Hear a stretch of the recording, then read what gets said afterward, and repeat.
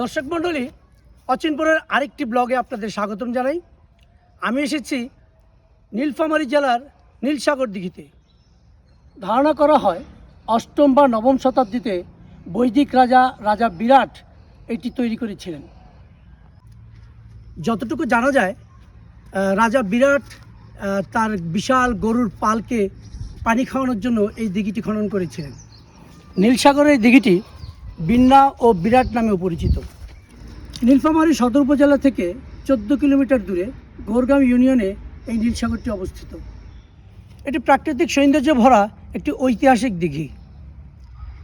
এই নীলসাগরের প্রাকৃতিক পরিবেশ এবং শীতকালে প্রচুর পরিমাণে অতিথি পাখির আগমনে পর্যটকদেরকে অনেক আকর্ষণ করে এই নীলসাগর। স্বাধীনতার পর থেকে এর ব্যাপক উন্নয়ন সংস্কার সাধিত হয়েছে। বর্তমানে এটি আমাদের কাছে এক অন্যতম পর্যটন কেন্দ্র এবং বিনোদন কেন্দ্র হিসেবে পরিচিত। দর্শক, এই নীলফামারী জেলার নীলসাগর ভ্রমণের আমন্ত্রণ জানিয়ে আজকের মতো বিদায় নিচ্ছি।